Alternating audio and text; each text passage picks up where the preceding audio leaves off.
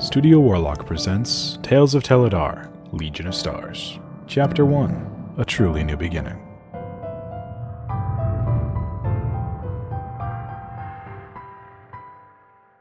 As they were riding along the great road towards Lost Bell, Grim, Lune, and the Gentle Knight's small new company was having a fabulous time traveling.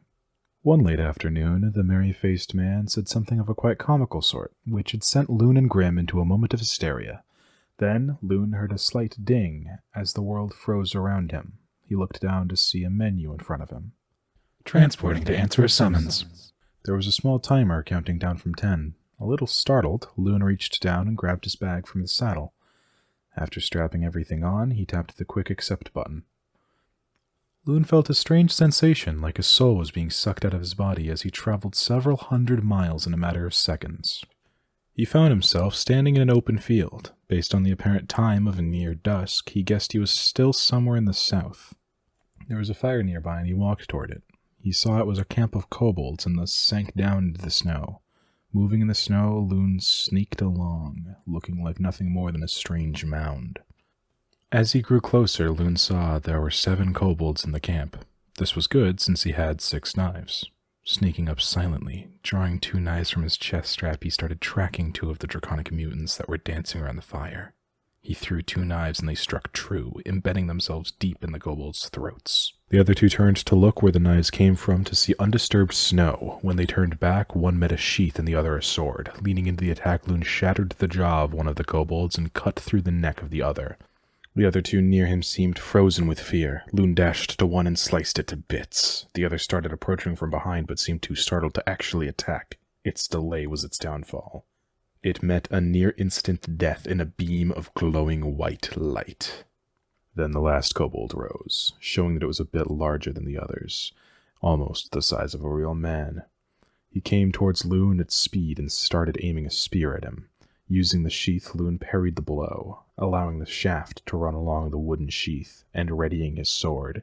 In a swift silver blur, the big kobold's head was removed. The body continued charging for a few paces, and then fell into the snow, spurting blood. Lune wiped his sword before putting it away. Then he started looking around to see why he was here. He caught soft weeping coming from inside one of the tents. Investigating further, Lune saw the young dragonborn girl tied up in a corner, with a little scrap of paper in her hands. Drawing a small knife, he started cutting through the hempen bindings. She hadn't stopped crying yet, so Lune didn't try talking. When all the bindings were cut, she uncurled her fingers. Trapped inside was a slip of paper. It was the Ofuda he drew up. As it was exposed to the open air, the script turned to silver and the paper dissolved. Duty fulfilled. You're Velmot's daughter, then? The little dragonborn gave a small nod. Well, let's get through the night and then back to Duvald. Lune smiled, took out his bedroll, and wrapped it around her. Then he cast light on a small rock in the tent. I'll be right back, okay? She nodded again, and Lune turned to leave the tent. Outside, he started cleaning the carnage. Ripping knives out of throats, he placed them back into his drop sheaths and put all the bodies into a smaller tent. Then Lune tended to the fire and tossed out whatever they were burning above it. After all of this, he packed fresh snow over all the now red floor. Then he went to grab the little dragonborn. Leading her out of the stinking tent, Lune bundled her up next to the fire. As they sat, he prodded the flames with a stick. The little girl started to lean on his leg like a pillow. When she spoke, her voice wavered. Are they all gone? Lune stared blankly into the flames and tried to speak the same way he did to his son. Yes, they're all gone. What if more come? Then I will take care of them. It is what I do after all. You focus on sleeping, and I'll focus on the camp and the fire. Does that sound fair? She had already fallen asleep before these last words were spoken. Looking up at the stars in the night sky, Lune saw it was a soothing sight now. He then whistled the same call he always gave when he was on watch in the wild. It was a half lullaby and half remembrance of an old friend gone by. A strange bit of him hoped she would find him someday. The rest of the night was uneventful. Spotting a small hare, Lune knifed and skinned it just before dawn. By the time the Tavern Keep's daughter woke up, he had staked it on a stick over the fires. The dragonborn shifted to sit up, still wrapped in the bedroll.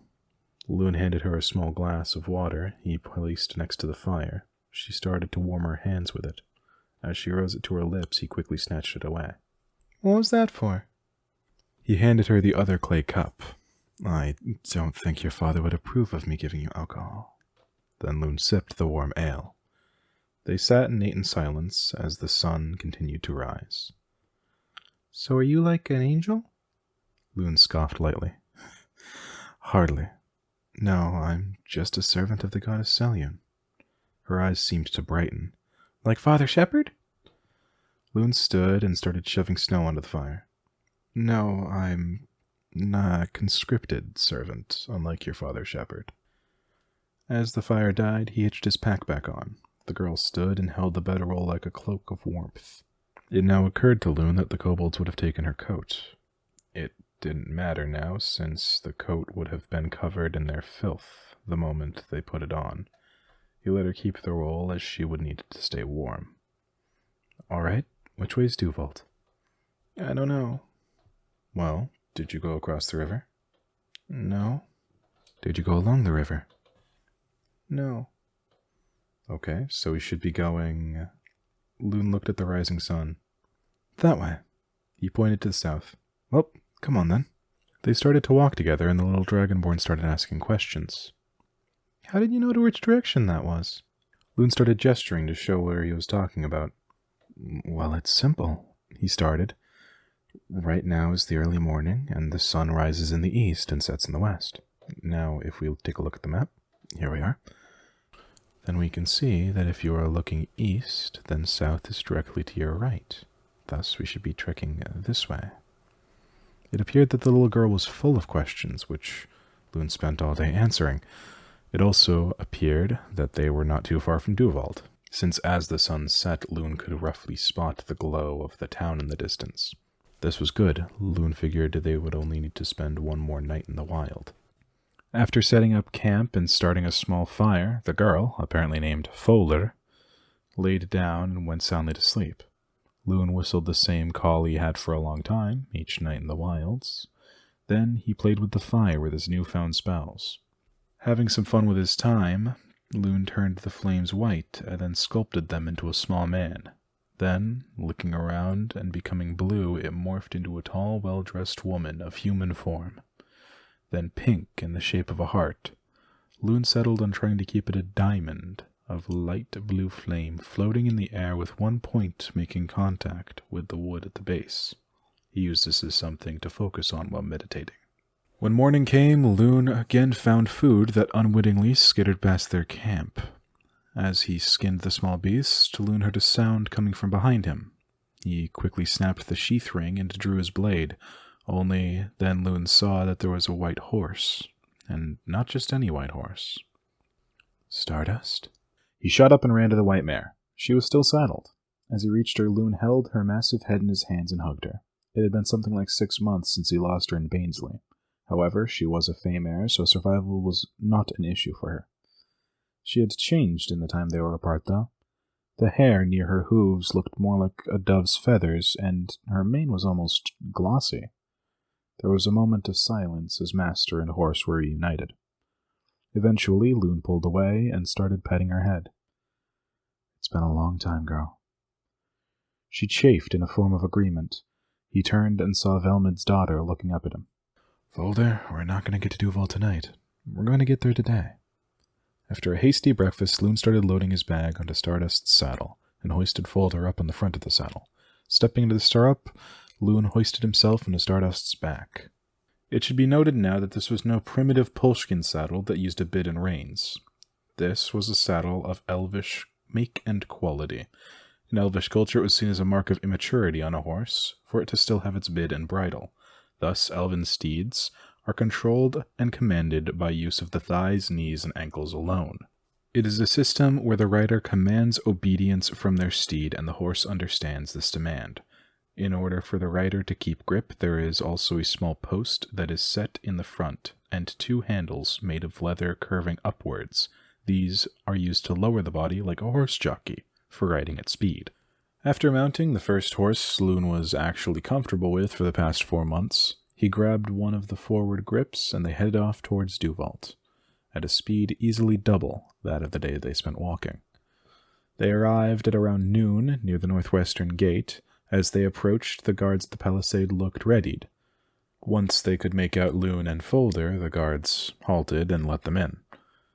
As they entered the town, Lune dismounted and trusted Stardust to follow. They crossed the plaza to the scuttlebutt. Lune hauled Folder off of the saddle and ordered Stardust to stay put. He then walked into the tavern with Folder.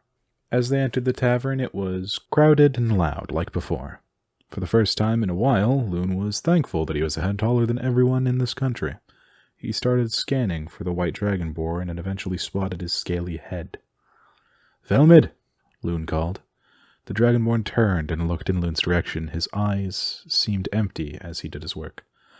"I found your kid!" His eyes lightened as Folder ran to him. She leapt into Velmid's arms as he crouched down. Lune stood there slouching with his hands in his pockets, watching the reunion. "Please, sir, where did you find her?" Lune ran through some mental traveling math. About 50 miles north of the town. Found her in a kobold camp. She actually handled herself really well, for a child. Velmid smiled. "Did she kill Van?" "No." Lune held up a bit of the powdered silver paper. "She did well by doing exactly what I told her to do last we met." Then the last bits of the talisman floated away into the air. After this, Lune left father and child to reunite. He walked back into the bleak cold and started off to Esmeralda's elixirs. As he entered, the little doorbell rang. "Just a minute!" A shrill shriek came from the back room. "No rush at all," Lune mumbled, as he tried not to step on the enchanted carpet. After hearing a sharp kick and a curt curse, the gnome rocketed up behind the counter once again. The small gnome placed down her potions and strange brews. "What can I do for you?" "Oh, it's you." Lune smiled as warmly as he could. "Hello, Esmeralda." "What do you want, firstborn?" Lune stepped forward onto the shag rug and up to the counter. "I understand that Belzerin left before his training was finished." "What are you talking about? I trained him and he left like yesterday." Lune's closed eyes parted slightly, exposing narrow slits of crystal blue. "Ma'am, don't lie to me. I saw the man 2 days ago in Hollow Helm." "Alright, you got me," Esmeralda growled. "What do you want for the potions? Candles? You paid a lot. What do you want?" Lune stepped back and stood straight. "Oh, nothing much. I just wanted to take his place." She scanned Lune up and down. "Well, you did pay the money." "Fine, take his place. Get here opening time tomorrow." "Thank you, ma'am." Then the bell jingled again as Lune left the store. Ideas bouncing around his head, Lune started off for the guardhouse, with Stardust following closely. Upon arrival, he found the guard station in much the same condition as he last left. There were wounded everywhere. Nurses ran back and forth between beds, tending to what they could. The injuries looked like they were all from the last attack that Lune and his old company helped with. He walked through the corridor made of beds and worked his way to Sergeant David's office. Knocking on the door, Lune heard, "Yes, come in." So Lune opened the door. When he entered the room, the furniture was even more sparse than before. Even the crates were gone now, and the sergeant was sitting on the floor with paperwork in his hands. Lune stood there, silent for a few moments. "Hello, sir?" David jumped, or rather did the sitting equivalent. "By the 9!" He sprang to his feet. "When did you walk in?" "A couple of moments ago." "Oh, what do you need? And where's your party? Didn't you leave town a few days ago?" Lune cleared his throat. "I did. I was pulled here by some divine intervention from Velmid's kid. Regardless, I'm not going back, since I have developed other plans, but for now, I have a proposal to make with you." "Okay, what's your deal?" "I have recently been blessed with more divine power, allowing more healing capabilities and no longer requiring sleep. I would like to serve as your main night watch, and call it a helping hand in the medical bay." "Sounds reasonable. A watchman who can't feel fatigue would be nice. What do you want for the help?" "Well, I only came up with the idea recently, but I want you to take care of my horse. Find someone who knows how to take care of the proper steed and get them tending to her." That courier just recovered. He should do. Fine, you have a deal. I expect you to start your healing duties immediately. Absolutely. Being perfectly honest, I would have done that bit without your say. Lune turned and opened the door out of the office. Good day, sir. After he left the office, Lune found a nurse he worked with the last time he was in the barracks. After asking her to lead him to the worse-off people, he requested she get more nurses to assist him. While he was mumbling a prayer, silver, wispy tendrils stretched out to the battered guards and flowed into their wounds. Lune had kick-started an advanced healing process, but the other nurses would still be helpful. As he rose, the nurses had come back. Heal these men, as if their injuries were normal. Disregard dislocations and fractures. Work as fast as possible, or the magic will wear off. As the nurses had their hands full, Lune went to the most wounded man. He had a scar running deep across his chest. Lune placed his hand on the guard's shoulder. I will not lie to you, Lune whispered. This will hurt quite a bit. He tore a rag from a hanging sheet and started coiling it. Bite down on this, Lune instructed. The soldier did as ordered. Lune placed his hand on the guardsman's chest. Opening his status menu, Lune tapped Cure Wounds for both of his spell charges. Prepare yourself, young man. The guard bit as the spell took effect. There was a clicking of bone mending, then the slimy sound of muscle and skin binding together. The man grabbed the hand Lune had on his chest and surprisingly held it down. Radiance poured out of Lune's hand and throughout the man's veins. After a moment, the spell ended. Lune removed the rag from the guard's mouth and pushed him back from getting up. Rest, kid. The healing worked, but I don't want you ripping anything open again. The guard complied and laid back down. As Lune passed the nurses still healing the other 3 guards, he tapped one on the shoulder. Make sure that man doesn't get up. The nurse nodded in understanding, then went back to helping the others. Lune went about strapping bandages to random soldiers, running off of his survival knowledge. Then he heard Stardust, Winnie, and Buck, so he walked out to investigate. When Lune stepped outside, he saw the courier trying to lead Stardust. Whoa, girl! Sir, what in the hell's are you doing? Lune asked. The man turned with the lead in his hands. I was trying to put this bit in their mouth to walk back to the stables. Lune simply rolled his eyes. Stardust, this man is here to take care of you. Listen to him and do as he says. Lune then turned to the courier. Talk to her and give her commands. Don't use that thing. Just command her. And do not think of writing her. She will throw you off faster than many can blink. All right. The courier threw the lead away. Stardust, follow. As the man walked away, Stardust followed at the trained distance. Lune nodded with a touch of pride in his horse, and then went back in to help the nurses. After a long day, Lune walked to the general storehouse and started buying things from the 2 lovely proprietors. The Ersek stockyard was as full as ever, and did not look like it had depleted in the past week. Lune walked up to the door and knocked. After rapping the door a few times, the short human man answered the door. The old Mr. Ersek looked up and up until his eyes met Lune's. Oh, hello, young man. You're one of the gentlemen that helped save my son, right? Say, where's that paladin friend of yours? We had a touch of a falling out. Regardless, now I'm here, and I just finished healing others. A smile spread across the old man's face. Oh, fantastic. Please, come in. Lune stepped into the actual storeroom of the stockyard. Inside was rather pleasant, with a counter in front and a direct view of barrels, crates, and burlap bags storing almost anything you could imagine. Mr. Ersek proceeded to walk swiftly past Lune and behind the counter. Now, what can I do for you? Lune approached the counter. Well, actually, I was going to ask you that. He pointed to the cart in the middle of the stockyard. Like maybe loot that abandoned dwarf's cart? The old man looked at Lune like a bird sizing up another fowl. His head was tilted as he scanned Lune up and down. I wouldn't mind, he started, but if you get caught, it's your own fault. Lune smiled. Then it's a deal. You got 2 crowbars you don't care about? Lune stepped up to the fortified dwarven cart. The 2 crowbars had caused grooves to appear in the snow where he walked. He stopped around 10 feet from the cart and put down the bars. He pulled a silver coin out of his purse and threw it at the cart. A wave of electricity blasted out of the cart when the coin made contact and went out in a 5-foot radius. Hearing a fizzle and a pop, Lune assumed that trap was disarmed and thus approached the cart with the bars. He walked to the sealed-back gate and lodged the 2 crowbars in the seam.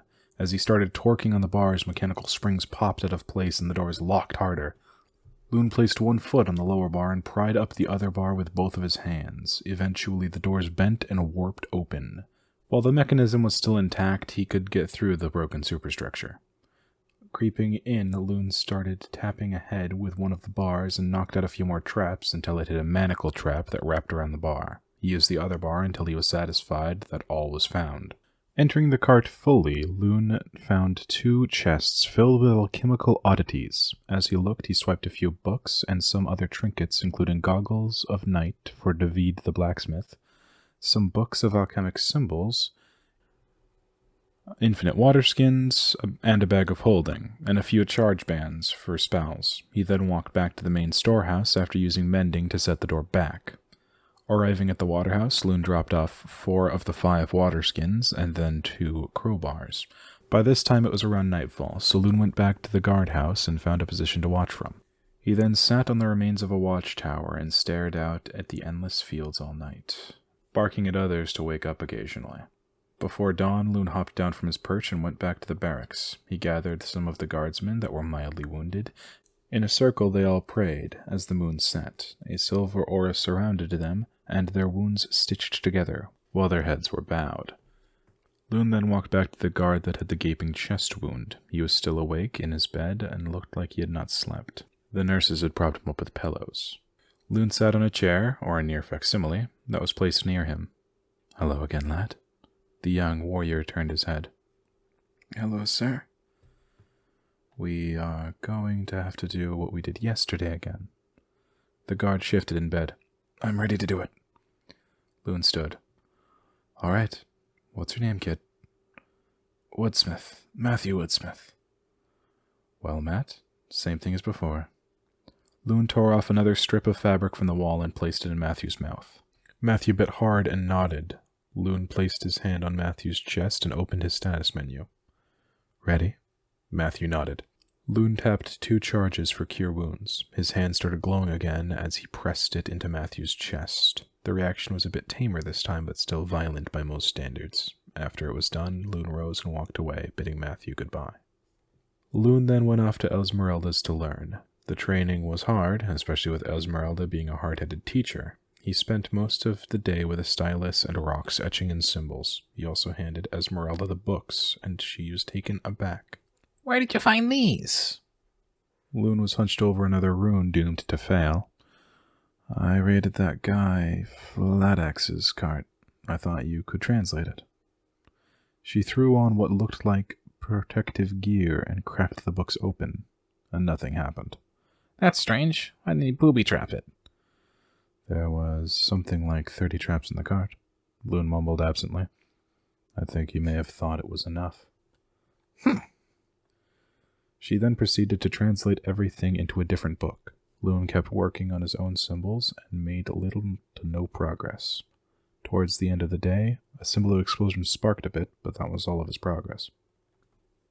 At the end of the day, Lune walked to the smithy to give David the goggles of night. Entering the smithy, it was dark as before, with the only light being from the forge's flames.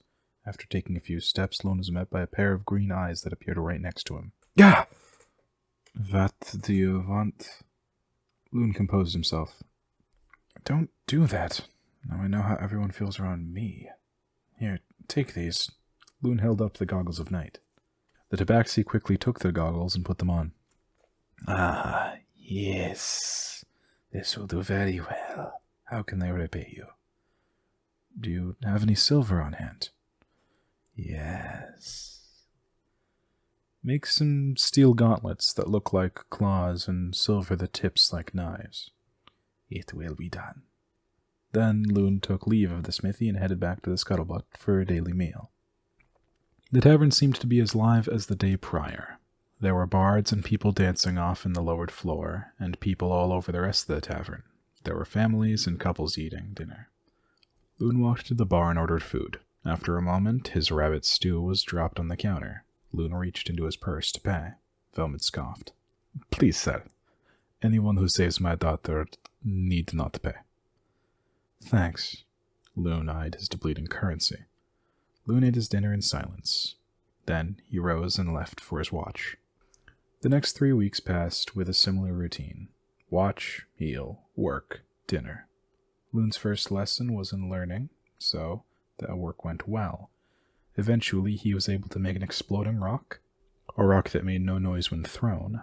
By the end of the 3 weeks, he could also draw a mark that caused ice to spread around it, a mark that filled an area with earth, and lastly, a small mark that made whatever was marked on it mend itself unharmed. Eventually, Matthew healed fully, and Lune could use his spells on others. Matthew also took up a perch on the tower opposite Lune on nightly watches, and they sat trying to see kobolds together in silence. But all good things must come to an end. After all, Lune had orders. The 3 weeks ended, and the gloves were done. During the time they were being forged, Lune requested small holes be placed in the tips under the silver claws, and after studying with Esmeralda, he had learned how to make minor poisons. He had devised it so that the small glass vials of the stuff could be fitted into the gloves and broken when attacking. In the end, he got some parting gifts from everyone that he bonded with. Esmeralda gave him copies of the Dwarven alchemy books. He also obtained a small list of villages that were off the Great Road, but still cut through the wild country for the townmaster. After all was said and done, Lune had to leave. He rode Stardust out of the north gate and cleared the palisade. Once clear of the town, Lune bent down and whispered in Stardust's ear. Run. Stardust lowered her head and tucked into a galloping position. Lune grabbed the 2 leather grips and tucked his body down. He had lowered his overall weight by packing everything non-magical into his bag of holding, and now Stardust was running at her full potential. The planes rushed by as they ran along the road. Lune buckled his knees into Stardust, and she started veering north. A distant roar was heard, and lightning cracked 40 feet to Lune's left. Lune leaned down and got a handful of snow. Lightning struck to his right. He packed the snow into a ball and cast light on it. Lightning struck 5 feet behind him. Lune held up the ball and willed himself forward. The ball stayed in motion as a brilliant, glowing flare, but Lune and Stardust ran through the winter fey and were now over 100 feet away. They had outrun the dragon. Lune started laughing like a madman. Eventually, he stopped several miles outside of the presumed domain of the dragon and raised one hand in an insulting gesture. The past has been burned, Lune thought. The future is mine to craft. At that, he steered Stardust towards Hereford.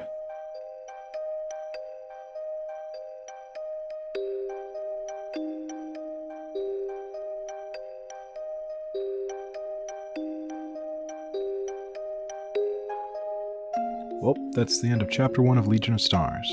This is not based on a D&D campaign anymore. It is rather based on what happened to Lune theoretically after he left the party. All of the voices are done by Alex Peer, and all of it is written by Alex Peer as well. Teledar, however, is still created by one Luke Warner. If you've made it this far, I'd like to give out a small thanks, because you might have heard there are some weird, choppy edits and different recording sounds throughout the entire episode. That's primarily because I recorded this over a series of days rather than a single night like I normally do. It's a bit strange getting back into recording these. But eventually we will figure out a system and all of this will sound crisp and smooth like it did before. I almost forgot, we still have a Patreon here at Studio Warlock. If you'd like to throw $5 out, we can give you all of the script to all of these episodes, and you'll also help me slowly make this a bit more professional. But until then, Studio Warlock would like to say, safe travels, and happy hunting.